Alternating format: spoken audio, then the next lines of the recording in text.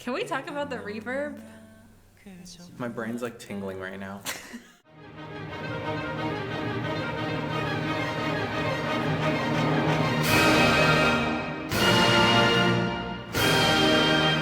So D.ear is this Korean singer-songwriter, and you've reacted to him once before with Try Again, which was a collaboration between him and an NCT member. First, you'll be reacting to his 2014 B-side song called Draw You, released on his Lovegraphy album. It is about the singer wanting to draw his lover to capture all the details of their beauty. Take a photograph! No, drawing shows much more love and commitment, you know? Click a button. I love you. No. All right, 3, 2, 2, 1. 1. Draw me like one of your French girls. Is this Christmas? You're right. Oh. I'm glad you feel the Da same. da da dim. Ooh, this feels like an intro to a Christmas song. I've been listening to a lot of those. Did you guys know that D7 flat 5 is the most Wind Christmassy chord of all time? chimes. Let's do it. I did hear that. Oh, nice sizzle on the snare drum. Minor 3. Woo. Wow. His transitions are good. Yeah, such a chill vibe. Yeah.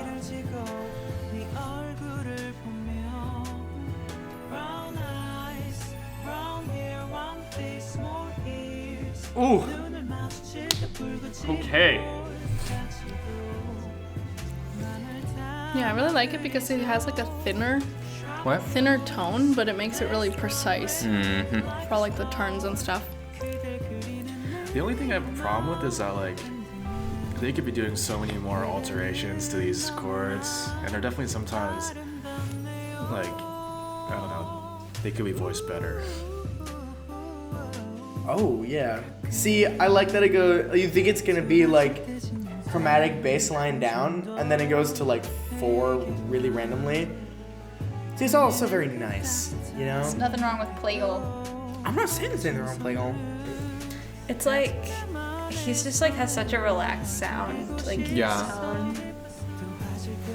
It's like so relaxing. I needed this after my long day.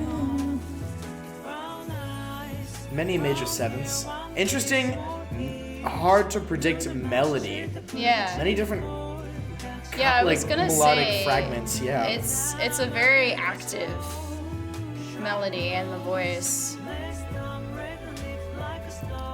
The drums are mixed really well. It's one of those songs where, with every magical special chord, there's no need to scream, but we just kind of enjoy it and let it take us on a journey. And I mean, like, it goes to a different place here, but I feel like for the most part, it kind of just stays in the same area, you know? Yeah. Like, the groove so far, you know, hasn't really changed yet. That's what I wanted. Just vocals. Full orchestra. Here we go. I like the A major to C major tug of war, which is basically what the chorus is. Pretty far away keys. He's so good. He's really good.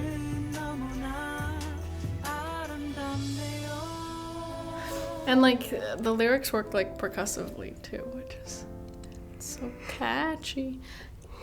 Me. So catchy. Hey. See, it was gonna go to C, but of course it goes back to A. This is what life is about. Wow. So? Interesting. Huh. I had a pivotal moment.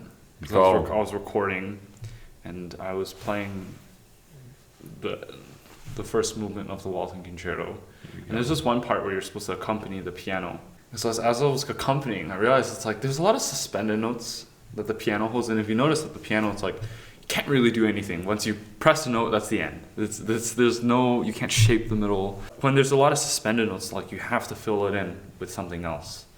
Like maybe a rhythm or beat or something like a counter melody or melody to enhance it.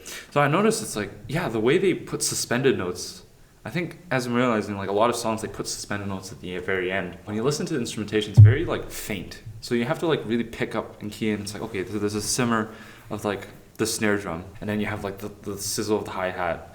And so these are like very like faint, soft mellow sounding like instrumentation, and then you have a vocal line that has a syncopated melody. It's like da dum da dum da dum dum dum. So you have something like that, while the rest is just filling in the harmonies. But then one thing that like lacks throughout the whole thing is the one continuity that brings, or one line that brings everything together. So that's why the suspended comes in at the very end. And that's something I realized. It's just like, not saying anything bad about the beginning, but just like there's that angst that's already built in the very beginning, the unresolved feeling, but then later it's resolved because it has this one long suspended line, beautifully sung by D.ear. I would argue that the suspension in the end was just an extra touch, and that with every... I don't feel it's angsty. I think every single... what you feel disconnected about the harmony was just comfortable for me. Everything was so comfortable. The way the song morphs into different key areas. And because the chorus always goes back to A major, this is not a song that exists in two keys. This is a song that ventures into another key, but then goes back to A major eventually. So the suspension at the end kind of just hits home the idea of wandering off but coming back. So there are different ways to interpret. Okay, since you guys had some things you'd like to correct about this song, can I force you to go over to the piano and play what you would like to hear? Instead of like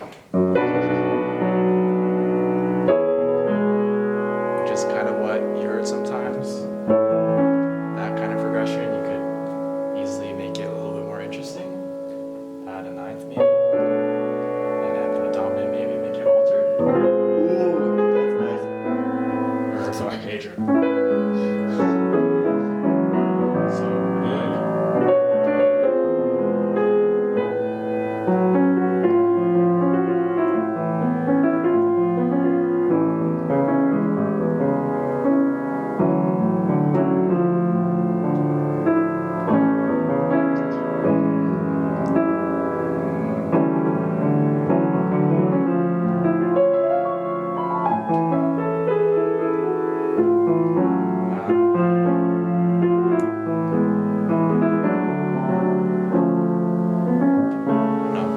Basically, most of the dominant stuff could be a lot more colorful than it was.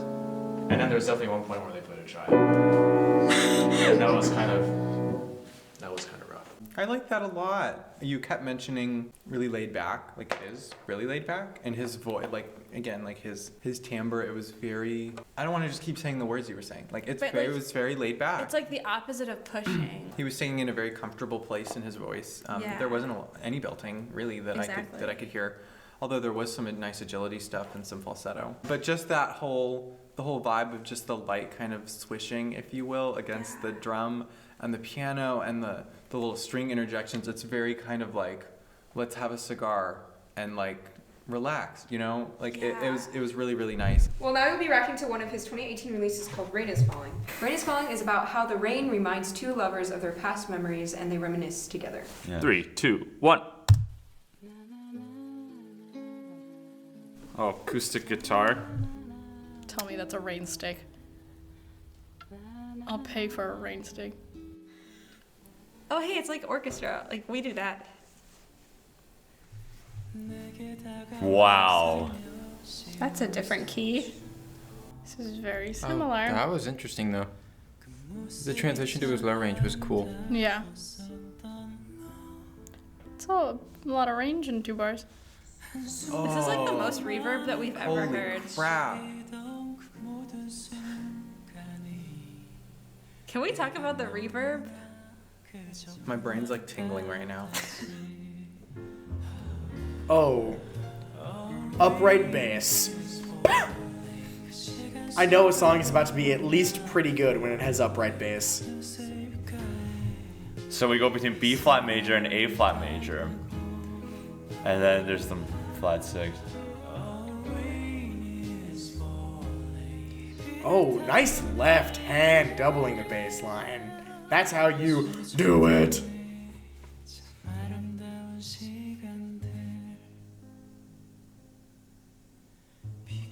Oh. Oh. Wow. Leaving that chromatic climb to the very last possible moment. The tremolo.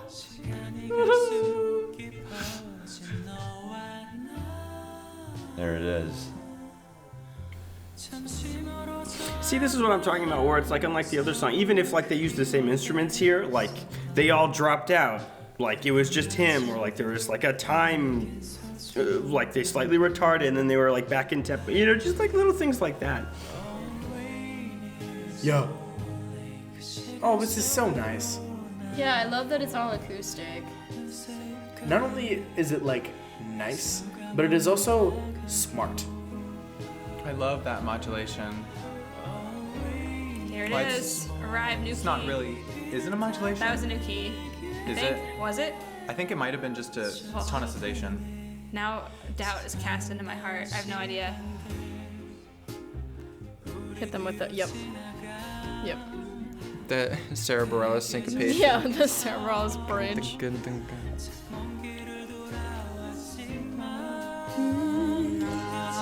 is one. Wow. Ooh, where did that go? Ooh. That sequence. Oh, it's not a sequence. You think it's gonna go like a predictable way, but it pulls back to A flat major.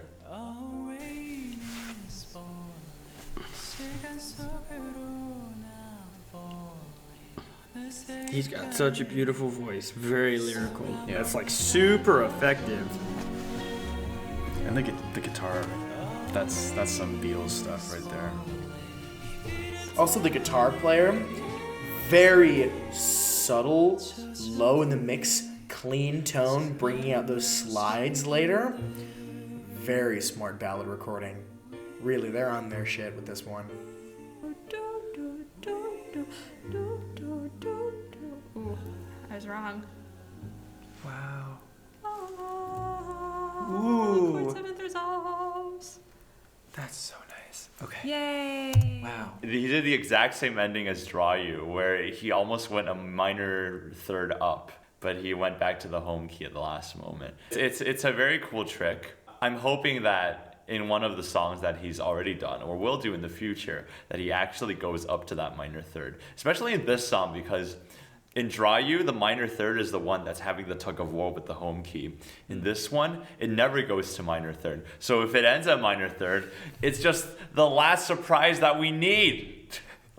Well, just like looking at the title first, it really fit the bill with the music. It was just like everything was falling downwards, and the aspect of hope comes out when it's like when they go in a rising motion. So yeah, it was like painting a really nice picture. And also like I'm starting to realize more and more that like notes have so much possibility, because you have just one singular note. It has no meaning. It could just be one note, or it could have meaning depending on how you play it. Listening to the bass, his pickups going into the new phrases, it's like you never expect. I never expected to go into another key, and it's just like it's so fascinating going from like two notes and then all of a sudden you're in a different key. It just shows the power of like, wow, you can do so much with music. And D.ear definitely knows the chromaticism, similar to the other song. It's very tasteful, it's very well placed, and it always evokes some sort of emotion that he wants to portray. So it's just like the intent and the execution is just it's so formidable, and it's so nice. I like the song better. I thought it had what was mentioned before, like it had tension in release, and some of the ways that they built up that tension, or just like something new, was different textures, like in the middle, or like the bridge, I guess, you know, when he was playing staccato, just like eighth notes, like da, da, da. That was really, really nice, because everything up until that point had been super legato. It was just very convincing. I love the part where everybody dropped out. He was just kind of like doing the, not necessarily trills, but like grace notes up on the upper register of the piano, and then he was just like soaring over that vocally. That was tasty. Yeah. I love that. I thought it was extremely smart. It was very smart writing. Its harmonic deviations serve no purpose other than to be an enhancement of emotion rather than showing off. A lot of great things. One, the use of live musicians is really important, and not only the use of live musicians, but the fact that we can see them playing. Just the intimacy of the song, just having live musicians and being able to see that everyone's just sitting in a big circle with all the mics, it really makes it feel like a group effort. And then, you know, we had those modulations that kind of took us to new places. But then I wanted so bad for that ending to be that ending, and it was that ending, and it was so good. It's like, it's the kind of music that if you were to see live, like the air would shimmer a little bit. Ooh. Wished I was there to witness that. But I'm glad I can witness it on the computer. So That's why the internet is great. yeah, he's great. Hello everyone, I'm omg-horns channel creator, and I'd like to thank you for watching this video. I really hope you enjoyed or learned something from it. If you'd like to support us or help ReacttotheK grow, you can do so by visiting our Patreon and help us out by pledging any amount you can. Big tip of the hat to our Superstar Idol patrons. Thanks for the love. Till next time.